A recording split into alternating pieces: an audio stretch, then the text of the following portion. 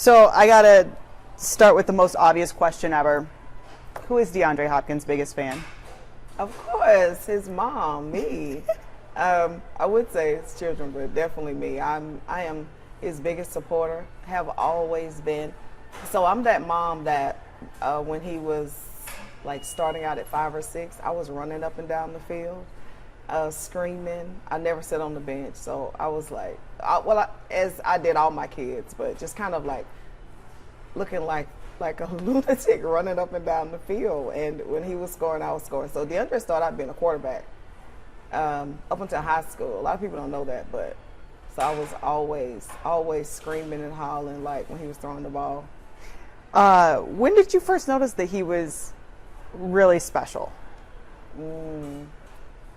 So I would say when he was when he started out at about age 6. And he could just stand flat-footed and throw the ball. He had this peripheral, like he could see the whole field. And the coach was coming over there. So this is when, like the coaches are pulling them by their jerseys and, putting them in place. And they don't even know, like, where they're going. The coaches are, like, pulling their little jerseys. And but he would always just stand there and just throw the ball. Or whatever he was told to do, he would do it, like, one time. And the coaches were like, this kid is special. And I really saw it before he even told me. I was like, this kid is special. So I'm like really early on. So you're like fanatic football mom, and did he like that you were like crazy fan like that, or did he ever get embarrassed? Well, I'm sure they did, but then it would just happen, and so then it became this thing where if I wasn't there, he would miss it because it's like he wanted that hype and me screaming and, but I'm sure he was embarrassed. I'm sure I embarrassed him a lot. I love that. I'm almost positive. So one of the things that a lot of people recognize you for, especially with the Texans, is how DeAndre would come over and give you the ball after a touchdown. How did that get started? So it actually got started with me. I accidentally started sitting in the end zone. It wasn't that him and I talked, okay, you sit in the end zone, I'm going to hand you the ball. No, it was one of those things where somehow they mistaken my tickets because in the beginning, the first season, I sat on the side, kind of like the 50-yard line on the side. And I thought that was the best seats in the world. And then they gave my tickets away to someone else. Matt from Houston. I don't know why you did that, Matt, but thank you. And so he gave me the end zone seats. And I thought, he said, I only have 8. I was like, all I need is 5. Well, it began the magic 8 because he gave me 8 seats after that, like every game. But I sat there and so that very first game that I sat there, I think I was surrounded by my daughter because my daughter usually tells me, the games, because someone has to tell me. And they said, he's coming. And I was like, coming where? They was like, he's coming to bring you the ball. And I was like, the ball? Like, so it was one of those things. It was very surprising at first. And then it just became a tradition because what he did was when he came over there, he was like, I love you, mama. And, me screaming as I was like, we did it, so that first game, I was like, I'm so glad nobody was recording this because it was just like I was screaming and he was happy. And then he did it again the very next game. And I thought, okay. So I had no idea it would catch on like it did. And then, of course, 8-9 years later, I hear that it's like the best tradition ever in the NFL. So I had no idea. That's so cool. Wait, so how many footballs do you have? What do you do with them? Okay, so you do realize that this is the first time that I'm going to tell how many footballs I have because I've been asked this so many times. And just 2 weeks ago, I counted. DeAndre has 2 here. In his locker somewhere that he says. So, but even though that I haven't been able to get the footballs because of COVID or whatever, he still saves the balls for me, which is pretty cool. So I think right now, with what he has and what I have at home, I have a total of 15. Okay. 15, 16, yeah. Okay. I think I saw him save one when he got that touchdown pass against the Texans. Is he saving that one for you? Yesterday? Yeah. I don't know. It's like I won't ask him for them, but usually he'll give them to me. So I'm sure I end up getting it. Take me through how you follow the action when you're at the games. So usually I'm either with one or like my oldest daughter, my youngest daughter, and they walk me through.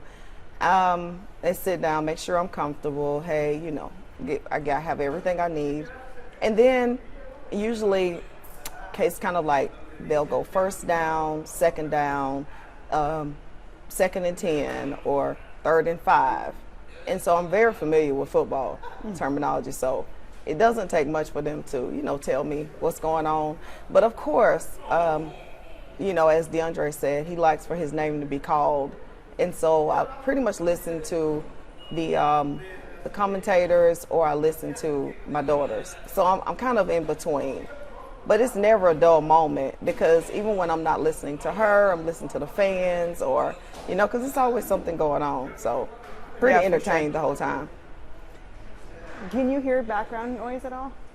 No? Okay. I just want to make sure, because I can let him know to. It's a little distracting, but okay.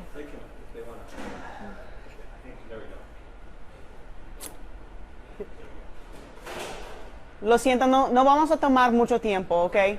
Está bien. Gracias. So, did you think that your girls basically do play-by-play?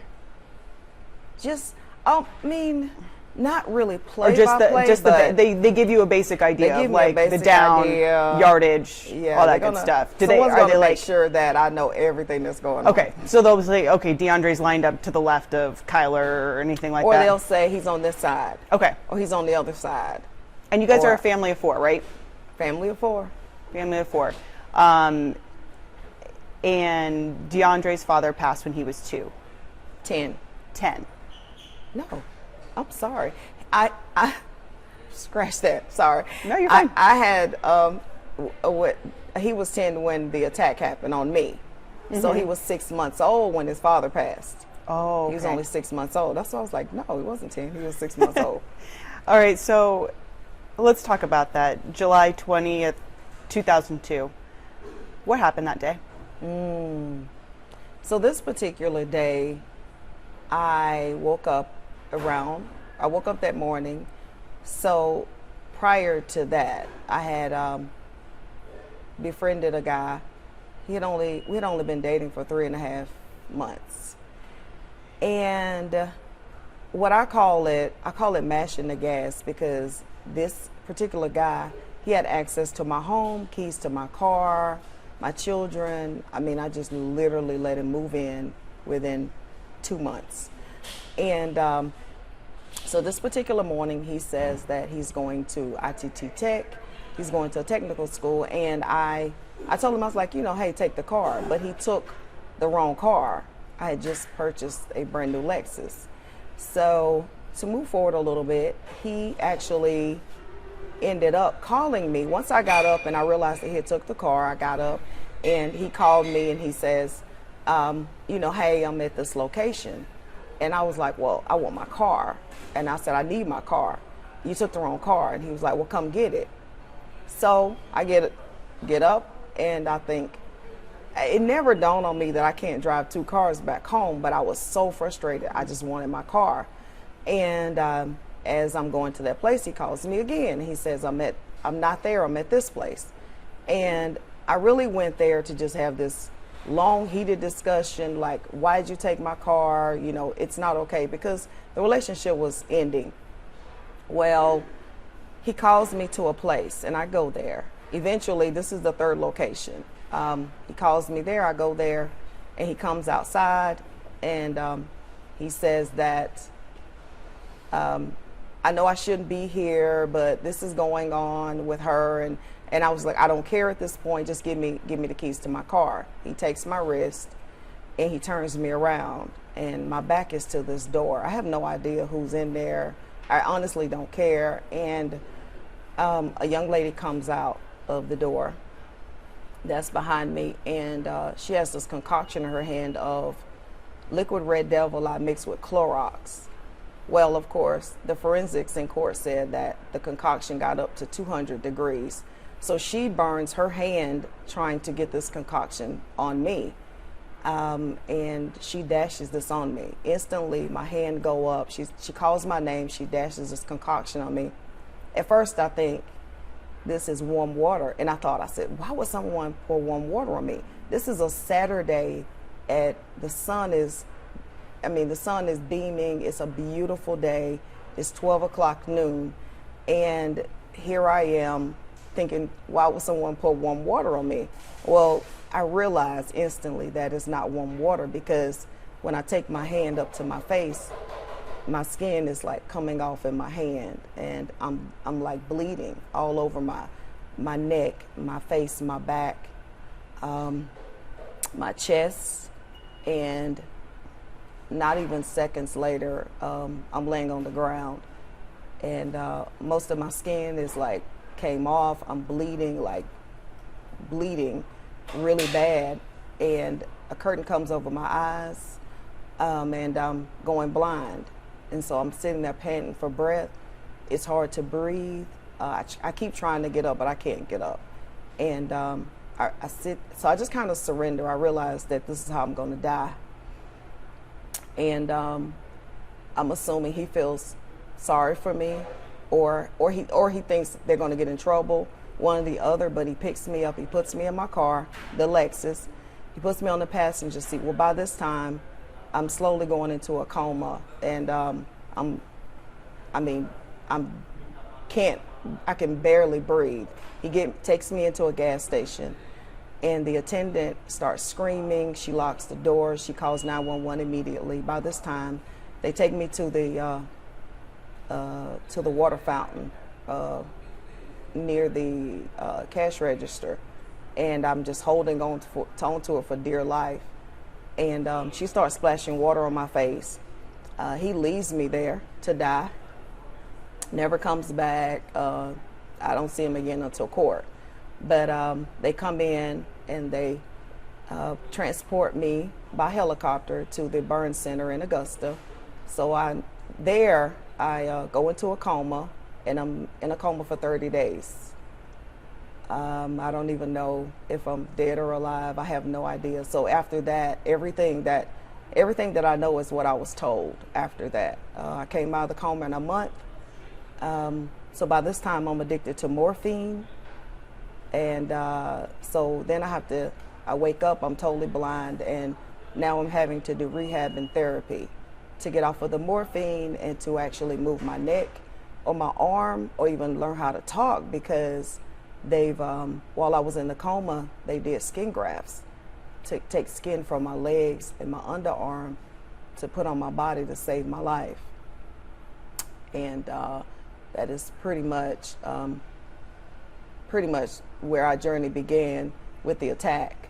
And then coming home was one of the toughest things that I ever had to do, because I had to come home to 4 children that prior to that totally depended on me solely for everything. And coming back home to those children was really tough, because I couldn't do anything. So we relied on churches, organizations, family for food, for transportation to activities, because mom was not mom anymore. So all I was doing was laying in the bed, trying to figure my life back out. And I only came out of the room to go to the doctor for my eye surgeries, or because I had to have more skin grafts later on. And I ended up staying in my room for 3.5 years, only to come out for the doctor. Got really depressed, really suicidal. So the young lady that threw the acid on me, thank God there was some justice. She ended up getting 20 years. in jail. He ended up getting a year and a half, not for that, but because he continued to pursue me after the attack, as though I did something to him and his girlfriend. So it was a rough time for me and my children, a really rough time. I would imagine that even after the initial attack and coming home, that there were probably some really low lows. That it wasn't just the recovery immediately after. It was everything that came after that. That, like you said, it was. There were points where you wanted to end your own life. Oh, I knew exactly how I wanted to end my life. When you turn into my subdivision, my house was the fourth house on the left, and I would go to the door when no one was around. I would make my way down the hall, feel my way down the hall, and I counted the mailboxes. I said, if I make it to this, like the third mailbox, I knew that the road was right there. And I knew that I couldn't see light or anything, but I knew if I could hear the car.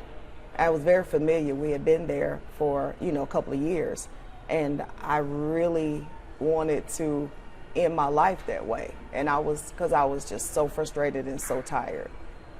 And I really just couldn't believe that it had come to this, because prior to that, I had lost 2 brothers. I had lost, DeAndre's father. So I had buried 3 people prior to that meant everything to me. And I just couldn't believe that I wanted to die too. What was it that kept you going? I would really say my will to live, because of the children. Just seeing them, because, even though that happened to me, everything around me, life continued to move on. They still needed a way to practice. They still, was very active in football, and it just didn't seem fair that I give up that easily. So it was just them coming in the room. Some of the smallest things. DeAndre sitting on the bed, and he was like, "Are you ready to come to the games yet?" And I was like, "No, not ready." Just not ready. Can't do it. Little things like that. And then, my little girl, she was 4 when the attack happened. And, simple things like, "Mama, can you cook me something to eat?" And I was just like, they would just not let me give up. And they didn't know that behind, all those little comments was just me building the courage up to get back into my motherhood. But something that's like a light bulb turned on. I was determined by my will to live, to get up and be there for those children. I just didn't think it was fair to them. Do you remember the first game you went to afterward? I do remember. That had to have taken a lot of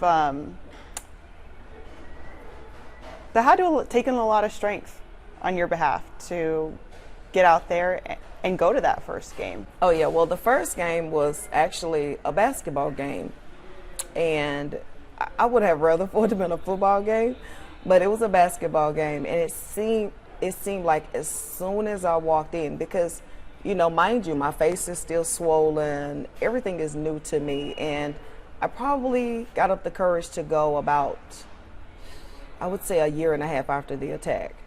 And walking in there, it seemed like it's a small town, and it seemed like everybody was staring at me, even though I couldn't see them. That's what it felt like.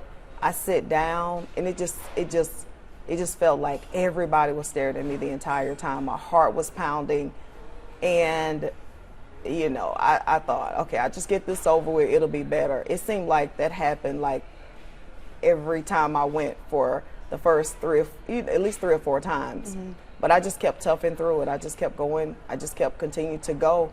And I remember the very first game I went to. So DeAndre and Marcus, both of my sons, played on the same team. That's how it was in basketball and football. And I just remember sitting there. So basketball, they go this way, they go that way. So I said, if I turn my head I could hear him going up and down. Maybe people won't think that I can't see. And so there was so many emotions going through my head. And it took me years to just not care what people thought about me when I came to a football or basketball game. How do you think the attack affected DeAndre's life and his career? I think the attack was the one thing that motivated him more than anything else, because he saw me sitting in the room.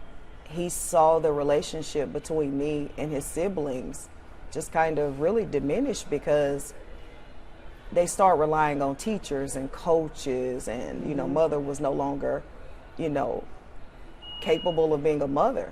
I was just trying to get up every day and survive.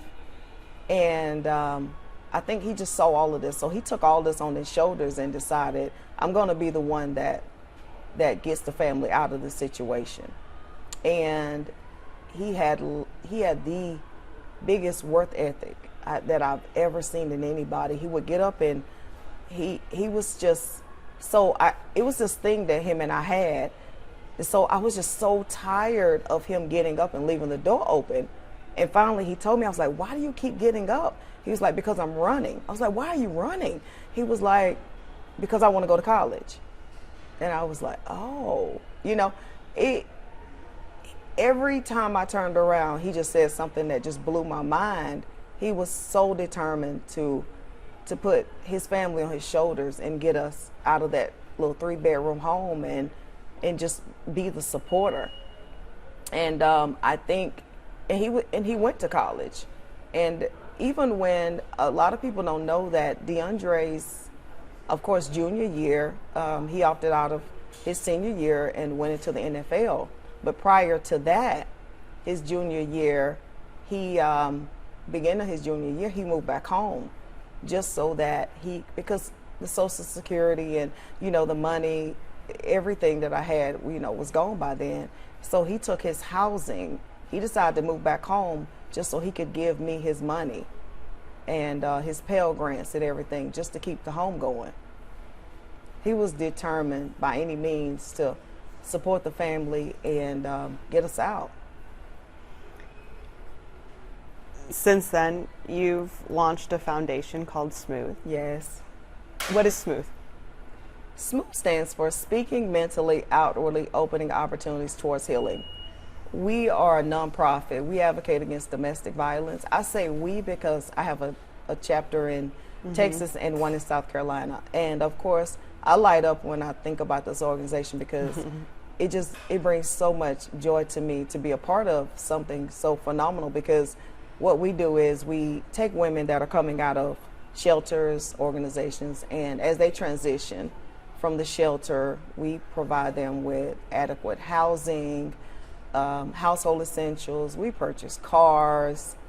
We have paid rent up for 6 months. We provide financial literacy, counseling, mentorship. I mean, you name it. Everything that I just didn't have. I thought about, like, what did I miss when I was in domestic violence relationships? And of course, I mean, the last one almost cost me my life, but prior to that, I was verbally abused, I was emotionally abused, and definitely physically abused. 3 relationships that I went through like that, and just ignored all the red flags, didn't care. And I think that I take Smooth very personal, because we're helping women, and when women get the courage to, say, hey, you know what, I want to take my power back, I want to get out, we're there to say, okay, once you get out and you leave the shelter, because, of course they want to go somewhere and get some help. But when they do decide to leave and kind of stand up on their own, that's something that I take personal, because we want to help them, not only they take the courage to get out, we want to help them stay out.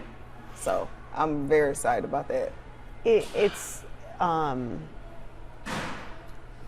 I feel like sometimes it takes a while for a domestic violence survivor to get there, to get to that point.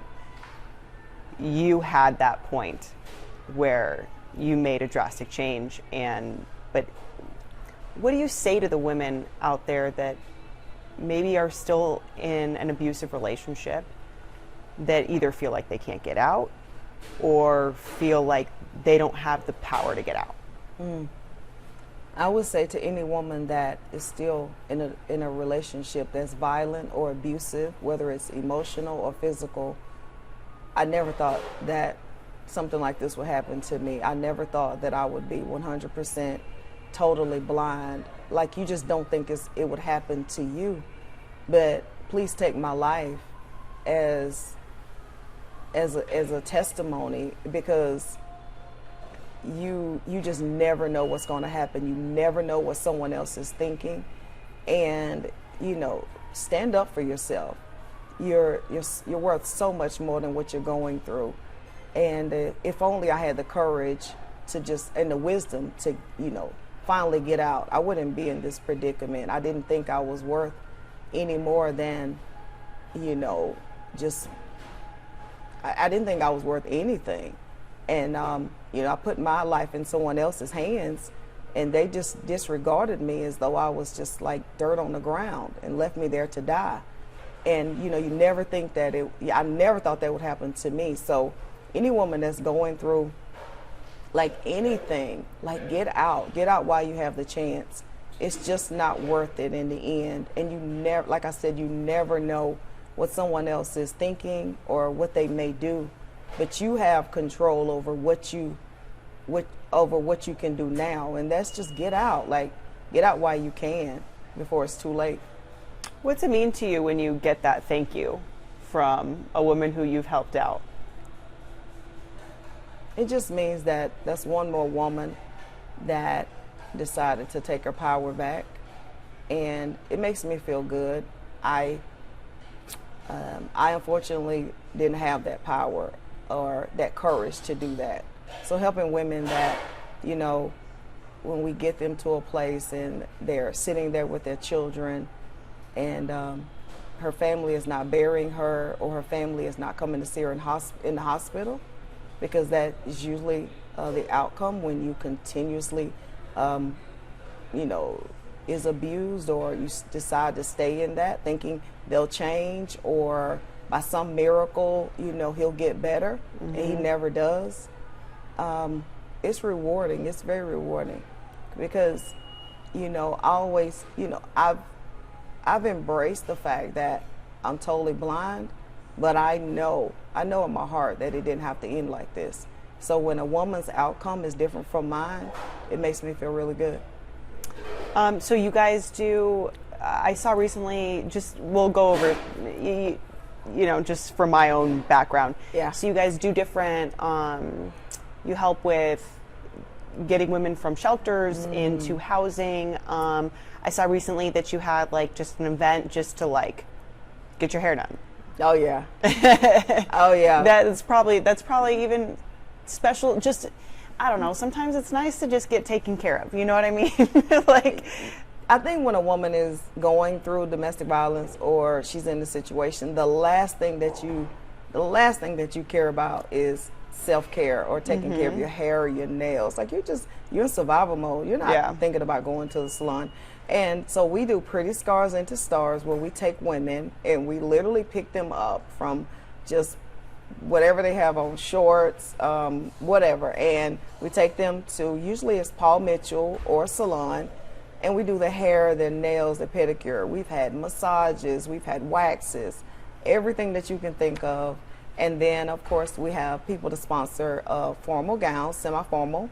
So we dress them up with shoes, dresses. We do a mini photo shoot. Then we take them and have fine dining with their children, or sometimes a +1, depending on the availability. And then it's just an entire day of just pampering her and loving on her. We have people come in to pour into them, to just empower them and let them know that they're beautiful. And so my ladies, the entire time, we're like catering to them, water, food, whatever they need. It's a special day. I'm very proud of Pretty Scars Into Stars. By the way, that little noise is the drone. Oh, okay. So he's flying the drone right now, just in case you're like, what is that? So it's a little drone that they're going to fly around. But that's so cool. Like, and I would imagine too, so you guys do a little photo shoot or something along those lines. Yeah. But I would imagine when they see those pictures, they're like, It's they a look at that transformation. and they're like, damn, like, It's like, because sometimes you don't, if you are, like you said, in survival mode, you're not thinking about, sometimes it takes a photo Yeah. like that, you know what I'm saying, Yeah. to like see that, to Oh, see how beautiful absolutely. you are. And I think it's a huge I confidence think booster. the majority of the time, what I get, what's rewarding is that their children never saw them with makeup on or their hair done. And the ladies, so two things, they're like, we've never been, in a luxury car or limousine, or that their children never saw them dress up and just feel beautiful and, and look beautiful. And so, we do this in front of their children. It's very, it's amazing. Yeah. So what do your kids think about what you've done and what you're doing? Well, they're proud of me. They're so proud of me. So, Tom Joyner has this thing where they say he's the hardest working man. Mm-hmm. They always say I'm the hardest working woman. But I mean, they all are so proud of me. They're very supportive. As you know, DeAndre, we do a lot of collaborations. Mm-hmm. We just did one recently with the NFL. We did a PSA on domestic violence, and they're going to show that to all the NFL teams. So I mean, we're, like I said, they're very proud. Anything that I ask them for, they're like, okay, no problem, I'll do it. Did it take a while to just kind of, this is just from my own background too, did it take a while to like come to terms with your story, and was it hard to get to the point where you felt comfortable speaking up about your own story and your own truth? Oh, it was really hard at first when I decided to tell my story, because I have this little thing where I say I was talking for t-shirts. So like the first time I started out, I went to a library and it was maybe 10 people there, and I cried the entire time. So I talked for an hour. I was all over the place. I had no idea what I was saying. I just wanted somebody to talk to, and I was like, I'm going to be a speaker. I'm going to inspire people. I had no idea what I was doing, but I cried the entire time. And then I realized how hard it was. But I'm glad I kept going. But I think the more I tell that story, the more I tell any of my stories, the more courage it builds inside of me to just continue to tell it. It's freedom. But in the beginning, it was really tough, because as I'm talking, I'm like, is this my life? This really happened to me? So then I would go home and I would get under the covers. I was like, oh my God, that really happened to me. But now it's a part of my journey. It's a part of my life. In this weird way, I just thank God. I wouldn't change anything. I wouldn't change anything. I wouldn't change who I am now. I wouldn't change anything that happened, because it builds so much character within my children and myself. And it made us so much stronger. And the bond that we all have, I wouldn't change for anything. I honestly don't think that we would be a stronger family unit had it not happened. So, I mean, I'm not happy that I'm blind, but in this weird way, when I just understand that God doesn't make mistakes, and that I have to just trust and believe that it all happened for a reason. I'm sure you tell DeAndre all the time how proud you are of him. Oh yeah. How often does he tell you how proud he is of you? So DeAndre, we have this type of relationship where he's tough on me. He actually is really tough. I recently just went and visited a homeless shelter in South Carolina. And you never know when DeAndre is going to call you or say something about like some of the things I've done. And so usually when I'm in front of thousands of people, I'm thinking he's going to call me. But he'll randomly call me when like I said, just to some of the random things. So I go visit the shelter, I get up, and I'm just like, hey, I'm going up here. And he calls me, he's like, you know what? Out of all the things you did, that's what you need to be doing. You need to be going to do more homeless shelters. Now I'm proud of you for that. And I'm thinking, I just was in front of thousands of people, but you called me for the homeless shelter. So, like, you never know when he's going to call. It's so random, but he is very, very proud of me. And I know it. So, but you never know when it's going to happen. Trust me, you never know. So just for background information, are you able to come to all the Cards games? So Most of them? Most of them. Okay, Most okay, of them. cool. Because I do reside in South Carolina. Yeah. Like And you're a busy woman. Okay, so that's cool. a good thing. But no, because Houston was, of course, a little closer. Yeah, it is closer. But the one thing that DeAndre does, he's going to call me every week and say, "Are you coming?" And DeAndre, it's Arizona, like it's so far. But like, so what I've done was, so when I do come, I just kind of stay a couple of weeks, just so I can get a couple of home games in, and then I'll leave. Sure. And now I'm sure you're going to stay for Thursday night, right? Oh, of course. Of course, I will be right here. Yes, I will. So no, you don't have the transit. Just like I said, don't worry about making sure these answers are perfect or anything like that, because it's just for my own information. So you don't sit in the end zone anymore, right? No, unfortunately not. Okay. Yeah, I'm in the suite, or the loft as they call it here. Yeah, the loft. Do you miss that at all? I miss it. Yes, I love the end zone and just the atmosphere of hearing everything. But DeAndre is like, no, you're not sitting down anymore. And I think there was an incident in Houston where a lot of fans recognized me. And then we had to get security the next game. And so he always said, he's like, we're not going to. He wants to protect you. Yeah. No. So let me tell you this little story. So I wasn't going to tell him. I was like, well, I mean, he's not going to know that we had to like run from fans, and my daughters had like, literally it was like 5 of us. So I think Alana was there too. So they bombarded me. It was like 100 people was around me. They swarmed in right at like 2 weeks after the ESPN story aired.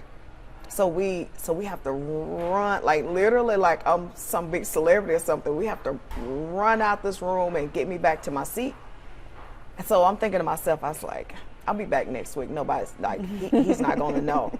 He calls me right after the game. I'm on the way to his house, and he's like, so what happened? Tell me what happened. I was like, I don't know what you're talking about. So I was like, he's like, they told me what happened. So I'm like, who snitched on me? Like, he's not going to. But so it was like I still don't know who snitched on me. I don't know. Was it you? Somebody snitched. But you got the Justin Bieber treatment. Somebody snitched on me. You got swarmed. And I was like, he's not going to know that happened. Like, we got through it. Like, I'm okay. But after that, he's always had it in his head, like, we're not gonna keep going through that. Yeah, I know. I mean, I understand. You miss it. I hate it. I miss it. So I really miss it. Oh, but I mean, so you'll stay you'll come out, stay for a couple weeks, go to a couple games, but you are still full time in South Carolina, right? Oh yeah. Okay. My mom and dad's there. I have 3 grandbabies there. Okay. All my best friends are there. And then you have 3 grandbabies? I have 6. Oh, there's 3 of them live in South Carolina. Yeah. Okay. You love being a grandma? I love it. I'm a Gigi. Okay. Gigi. Yeah, so I honestly don't even think, maybe one of my grandbabies know my real name, because the poor children, all they know is Gigi. I love that. All right, so And so do you go to Houston then, because you are based in the Smooth is in South Carolina, Yes. and it's in Houston, correct? I go to Houston to do networking and okay. some collaborations and definitely my events. And then the cereal. When did that come out? So Over the summer, right? a couple of months ago, yeah. Yeah. Okay. Yeah. And Which was a surprise because they didn't tell me that some of the proceeds was coming to Smooth. DeAndre wanted it to be a surprise. And of course, his team has snitches. So I don't know. I keep going back to that one word. You caught wind. I caught wind, and so it aired on TV, and supposedly he had told someone to make sure I saw it. Okay. But then, so I had to was like, oh, okay, you know. But yeah, they had told me they was like, yeah, we're gonna give you proceeds, but they always have to let me know because anything that Smooth is a part of, I want to see it through. Like I'm 100%. You want to have control. You want to have control over it and approval of it. You want to make sure that everything. it's up to your standard. I understand. Thing. So is the cereal up to your standard? Yes. Now, did I know that I was going to be a cartoon character on the side? I would have to say no. I did not know that. No one told me that I was. Had I known that, I would have had on a really cute shirt that day instead of a gray hoodie because I was so cold. So, but the cereal taste-wise, are you a cereal person? I'm not a cereal person. Okay, fair enough. I'm not a cereal person. We'll edit that out. But I did taste the cereal. And it was good. Because I received like 30 boxes. Oh my gosh. Yeah, they sent them to my home, and so I had no other choice. So I had cereal everywhere. But I actually thought they were pretty good. What, Alana, do you like, is good cereal? Okay. I thought it was pretty good, actually.